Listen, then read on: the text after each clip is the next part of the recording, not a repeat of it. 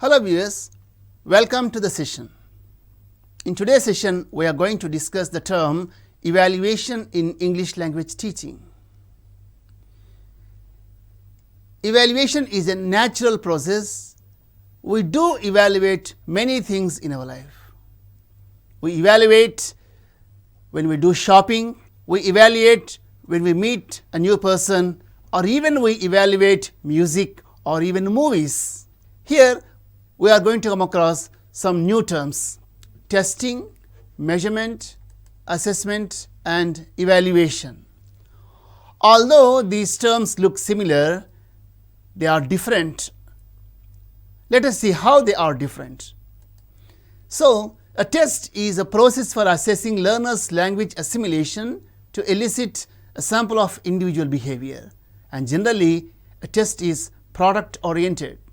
For example, a test in grammar or a test in vocabulary or pronunciation or even a test in reading, they are all end oriented. So, we see the product after administering the test. And then measurement. It is a process of quantifying the characteristics of a person according to explicit rules and procedures. Example, numeric value. So, in a language class, we take the fluency test and we measure the fluency in terms of WPM or words per minute. And assessment, at basic level, assessment is nothing but making a decision, and it is the full range of procedures used to gain information about learners' learning, which includes classroom observations, projects, written works and tests. And evaluation. It is the process of determining the changes in behavior through instruction, and it is the systematic gathering of information to make a decision, and it includes both process and product. And it is the process of ascertaining or judging the value of something by using a standard appraisal system, which includes judgments and goals to be attained. So, this is the triangulation of data. The curriculum reflects the instructional objectives, and the curriculum is administered in the classroom in terms of learning experience, and the end is evaluation, and evaluation has its impact on curriculum. So, it is a chain, it is a process, and all these classroom instruction, objectives, learning experiences and even evaluation, they are interrelated and they move in a circle. So, a big question is, do we really need evaluation? Yes, there are the reasons. Evaluation is done to understand the existing process, and evaluation is done to explain, confirm and even modify the existing classroom procedures, and evaluation is done to assess the feasibility of the existing practice and explain why they are so. And it is done to assess the suitability of the materials prescribed, and it is done to assess the entire teaching learning process, and it is done to examine all the factors that contribute to the learning process, and it is done to know how much and how effectively the learner has attained the objectives. Now, the question is, what do we evaluate in English language education? These are, evaluation is done at various levels: phonology or the system of pronunciation, grammar or syntax, and even vocabulary. And if you look into the skills that are associated with evaluation, they are listening, speaking, reading and writing. And sometimes the level and the skill can be integrated. For example, when we are working with a minimal pair, and when the students are asked to identify the particular sounds, the focus is on listening as a skill, as well as the level is phonology. And spotting the errors or identifying the errors in the sentences, if you see that, the focus is on reading as well as grammar. So, in evaluation, we can link the levels with the skills. And how is evaluation done? Evaluation is done in terms of tests and questionnaires, observation schedules, self-assessment forms, diaries, interviews, classroom observations, document survey and portfolios. And let us see, we have already done a test is a set of standard tasks that are attempted by a group of learners in order to demonstrate their knowledge and ability. And test components. What can we have in a test? First, content. The test should reflect the content. For example, in a maths test, the content of mathematics; in an English test, the content of English which is prescribed, or even a science test. And tasks. What are the tasks we can see in a test? We can have a reading task or even a writing task, vocabulary task, etc. And test components.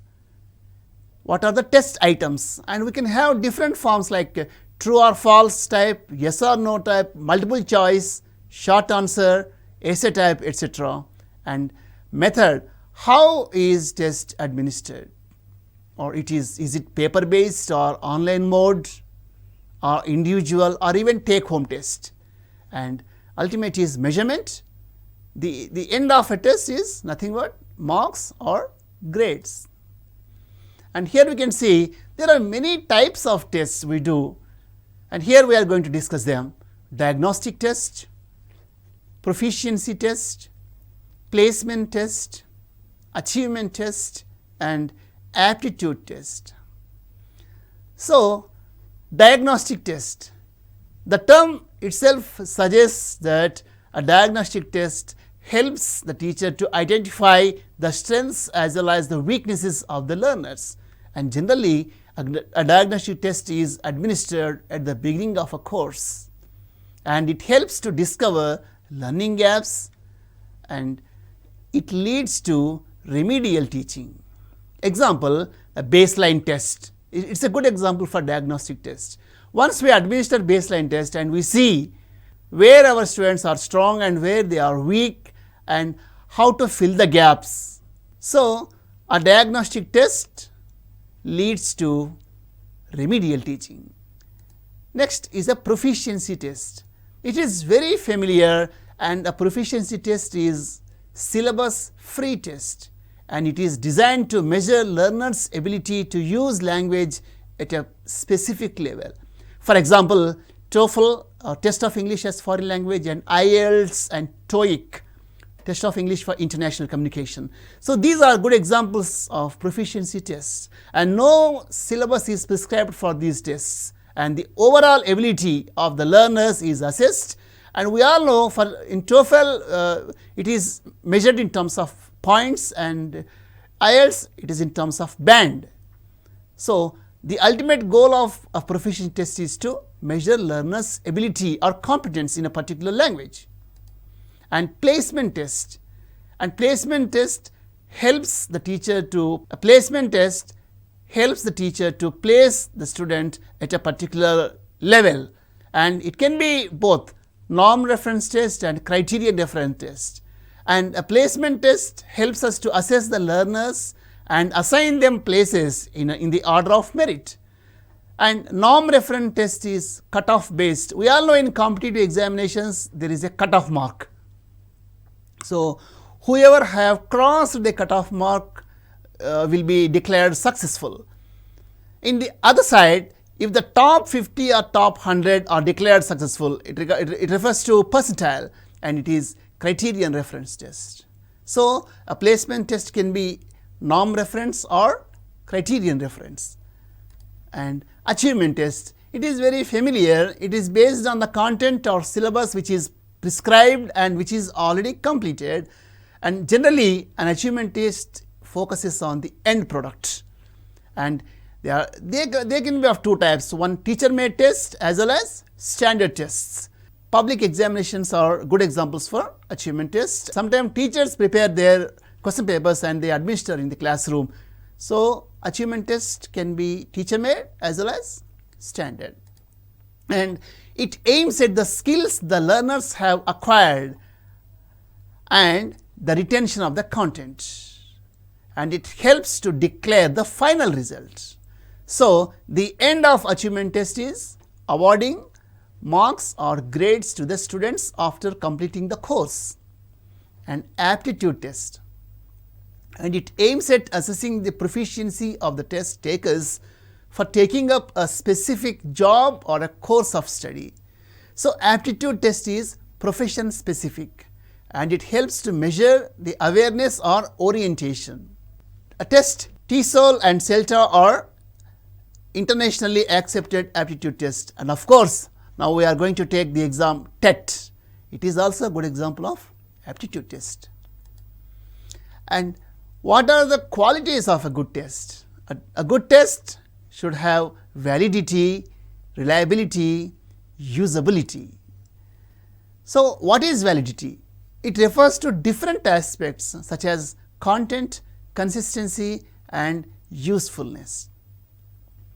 And again, we can look into the other terms of validity. Face validity means a test should look like a test, and it should have a format, and it should have all the necessary details, the date of the test and the time, marks allotted and marks assigned. And content validity, a test should cover all the content or syllabus prescribed. For example, for a test 2 or 3 units are prescribed and all the test items are taken from just one unit, it will not have content validity. And concurrent validity refers to the test should be similar to the tests that are made by other teachers or that are administered previously or other available tests. So, this is content validity. We cannot come out with a totally new format or totally new concepts in a test, and a test should reflect or a test should be similar to the tests that have been administered before. And predictive validity refers to the test should be able to reflect and predict students' future performance. So, always testing, it has its implications on the students, and tests, they help the teachers to design the curriculum, to bring in changes in the classroom procedure. And reliability refers to there should be little fluctuation of scores of the students with reference to the test they have taken. For example, a test is administered in the class, the strength of the class nearly 50, only 2 or 3 students have gained 40 plus and all the other students they scored only 10, 15, 20. In that case, the test does not have reliability. That means the range must be minimum. The difference between the best mark and the least mark should be minimum. And scoring, a good test should give scope to scoring. And variety, a good test should have a variety of test items. So, we have already come across different test items. So, a good test should have essay type questions, short answer, multiple choice questions, fill in the blanks, and all the different types of test items should be included in a test. And primarily rubrics are very important. Good instruction, what do we expect from the learner, that is very important, and a good test should give clear instructions. What should the child do? And the time allotted to the test should be sufficient. For example, a test with 20 or 30 test items and the time given is only 15 minutes, it is impossible, they may not do. Or sometimes very simple test items are given nearly 10 or 15 and time is 4 hours, meaningless. So, the time assigned for the test should be sufficient for almost all the children to take the test. And evaluation, there is a slender difference between assessment and evaluation. Evaluation can be considered as academic assessment, and we can see 2 types of evaluation. One is formative evaluation and summative evaluation. Formative evaluation is process oriented and summative evaluation is product oriented. And formative evaluation, it is ongoing and continuous, whereas summative evaluation is periodic or even end product.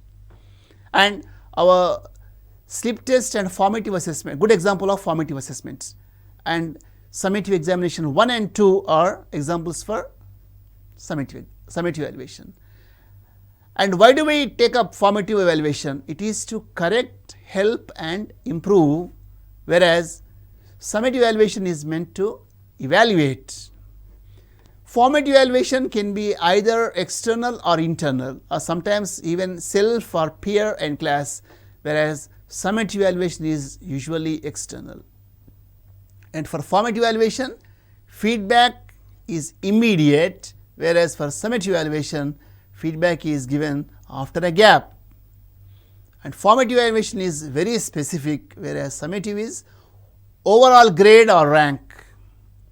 And we have already discussed formative evaluation is process oriented, whereas summative is product oriented. And formative evaluation has its impact on the learners. Normally, formative evaluation is done to benefit the learner, whereas for summative evaluation there is no scope of any, because once the result is declared, there ends the matter. And here are the tools.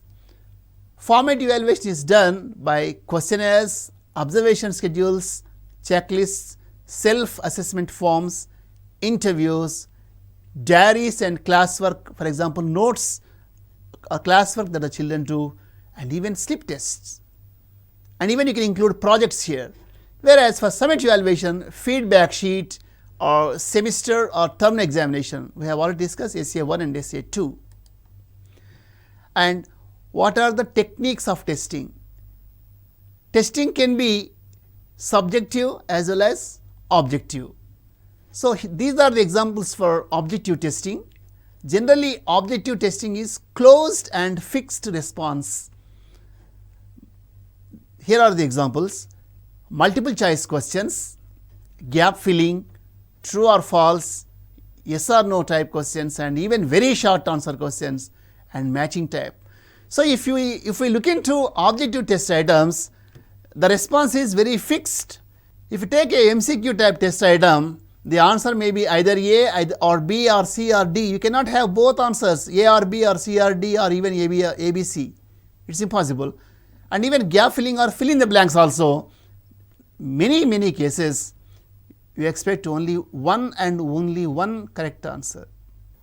And we all know that subjective testing, good examples for essay type and even paragraph questions and open composition questions. For example, we may ask the children to write a letter to their friend, or you may ask the letter to describe something. In that case, they are free. A class with 30 students will get 30 different responses. So, summative testing is not fixed, it is quite open-ended. Or even you may ask the learners to prepare a speech. It is again subjective testing. But whereas for objective testing, the test items and even the answers are very fixed. And now we have adopted CCE, or continuous and comprehensive evaluation. So, what is CCE? And it is more flexible, and grading is there in place of marks and assessment of academic standards. In the new curriculum system, we have taken up academic standards and divergent means of assessment. So, assessment is done not only by testing, it is done by means of projects and portfolios, oral responses, and even activity reports are. And in CCE, the co-curricular areas are also included, work experience, ICT and all. And these are the academic standards in English language teaching: listening and responding, reading comprehension, conventions of writing, grammatical awareness, vocabulary and creative expressions, or we can call them discourses. So, these discourses can be oral as well as written. Speech, interview, good examples for oral discourses, or even a poem or even a song. Whereas letter, news report, diary entry and even a poster, they are examples of written discourses. And sometimes we can go beyond them also. You can take up a choreography script. So, where many skills are involved. So, different discourses are taken up. So, here in CCE, the focus is on oral as well as written discourses. Every examination needs a blueprint. So, what is a blueprint? A blueprint is nothing but a plan. and how the marks are distributed. And if you see the SSC examination paper right now, you can see these are the academic standards: reading, grammar and vocabulary, and creative writing. These are the academic standards. And if you see the type of test item, MCQ stands for multiple choice, and VSA very short answer, and even SCA stands for short answer, and E stands for essay. So, generally short answer and essay are quite open ended, and multiple choice and VSA are quite objective. So, how marks are distributed? And for reading, the weightage is 25 marks, whereas for grammar and vocabulary 35 marks, whereas for creative writing 20 marks. So, we all know that in CCE the summative examination is administered for 80 marks, and what about the remaining 20 marks? They are taken from formative assessment. For example, in the course the children take up 4 levels FA 1, 2, 3 and 4, the average of 4 FAs for 20 marks will be taken, and it is added to the end result. So, if you see, if the summative examination is for 80 marks and the matching is done, and the formative assessment contributes the part in total 100. So, in CCE we never look into marks, rather the marks are changed, the marks are presented in terms of grades. And how can we assign grade? Right, this is the strategy. So, if a child scores marks between 91 and 100, he will get A1, and if he scores between 81 and 90, he will get A2, and the child scores between 71 and 80, it will be B1, from 61 to 70 B2, and from 51 to 60 C1, and 41 to 50 C2, between 35 and 40 D, and below 34 is E or fail. And how the grade points are given? A1 is reflected as 10 points, whereas A2 9 points, B1 8, B2 7, C1 6, C2 5, D 4, or even E is 3. So, if a child scores either E grade or GPA 3, it means he is not successful. And one important thing in CCE is it enhances healthy competition. You know, the difference between 91 and 92 or even 97, 99, it is nothing to do with CCE, because a child who scores 91 will be awarded A1, and a child who scores 99 or even 100 marks also is awarded A1. So, CCE opens the doors for healthy and congenial competition. So, dear viewers, in today's session we have discussed evaluation and assessment, and we have come across 4 different terms: test, measurement, assessment and evaluation. Evaluation and CCE are continuous and comprehensive evaluation. And we have come across the terms like testing, measurement, assessment and evaluation. And evaluation is a lifelong process, it is continuous, it is done at every level, and evaluation has its implication on us. And evaluation is done formally as well as informally, and evaluation is done directly or even indirectly. For example, if you take up classroom observation, it is quite indirect mode, and sometimes the teachers evaluate the students and the students also evaluate the teacher, and even evaluation is done even by our colleagues, and evaluation is done by heads of the institutions. So, evaluation is a very broad term. As far as English is concerned, we focus on the 6 academic standards: listening and speaking, reading, writing. Writing is done in terms of discourses, or we call them creative writing, conventions of writing, grammatical awareness and vocabulary. You can take any standard test paper and we can see how marks are distributed, and you can see that the question paper reflects, the question paper covers all the academic standards. And listening and speaking done in the classroom, and the leftover, if you take the question paper from class 6 to 8, it is meant for 70 marks only, and the 10 marks are meant for listening and responding. And formative assessment always contributes to the whole result. The 20% weightage is taken from formative assessment, and formative assessment is done in terms of slip tests, projects, classroom observations, and even the performance of the children in the classroom, and even the diaries and portfolios and all. And classroom assessment is done in many ways. For example, how the child presents a topic, and how the child speaks in the class, and how the children respond to the teacher, and how the children take part in the activities, and how the children distribute work when they are working groups, and how the children take up projects, and how they consolidate the data, and how they bring the report. And the portfolio is the collection of all the work done by the student in the class. And portfolio assessment is very important in English classroom. So, we just cannot say that the end test is the end. No, evaluation includes so many issues, and even evaluation reflects on our teaching process. For example, once we analyze the end result, what do? We see how many students have got good marks and how many students have not, and where we went wrong. And sometimes evaluation leads to changes in our classroom process, changes in our system. Maybe the teacher can adopt a new strategy for better results in the next classes. So, evaluation is continuous as well as comprehensive.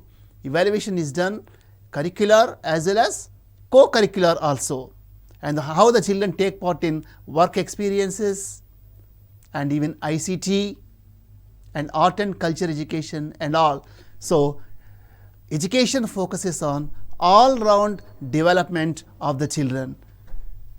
So, dear friends, now we have to focus on continuous comprehensive evaluation, and we have to see that it should be done in the best way. That's all for us today. Have a nice day.